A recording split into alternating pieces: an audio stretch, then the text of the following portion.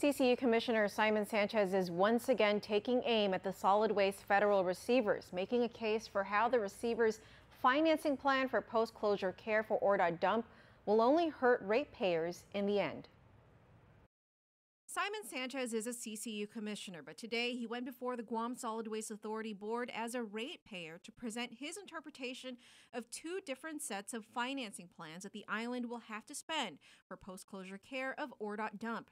One is a financing plan proposed by the government of Guam. The other is by federal receivers Gershman, Brickner, and Bratton. Both will cost ratepayers about $42 million. Sanchez says at the end of fiscal 2015, Gov Guam was left with about $8.7 million to spend. This is Sanchez's interpretation of GBB's plan. You start with $8.7 million at the end of 2015. This fiscal year, you're hoping to draw down, according to the receiver's plan, you're hoping to draw down $4.7 and $2 million. $2 million for the ORDOT closure and $4.7 for half of the cost of the other projects.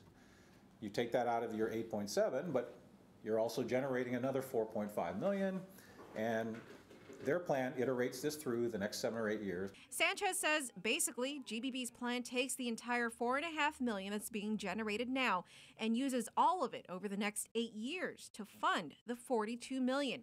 Then, based on this equation, Sanchez says the money comes dangerously close to running out by fiscal year 22.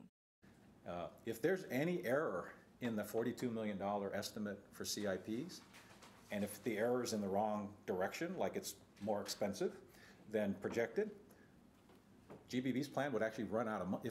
If it's more than $230,000, GBB's plan would actually run out of money by the end of FY22. Although some might wonder why he questions GBB's accuracy in projecting future costs, Sanchez says GBB has a history of miscalculating how much they need to spend on these projects. He says GBB's projection for the Luzon landfill was too high, and for closure of ORDOT dump, it was too low. And what I did is I took their average, I call it the boo-boo rate, you know, the difference between what they thought it would cost and what it actually costs. And if you take just the average, ignoring whether it's plus or minus, their average for these projects from their own filing was off by an average of 59%. So what happens if the $40 million is off by 59%? When you get to FY21 and 22 under the GBB plan, you're not going to have the money. Sanchez also criticizes GBB's proposal because it does not give ratepayers any flexibility. Costs. And the general rule is, if you benefit from this cost, then you should help pay for this cost. The GBB plan says that, well, even though the benefits of ORDOT are going to last 20 or 30 years, I just want the next 8 years of ratepayers to pay for it.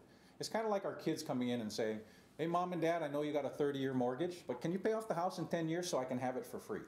All right? And in rate setting philosophy, if you're going to benefit, then you should help pay. The next solid waste hearing in district court is scheduled for March 29.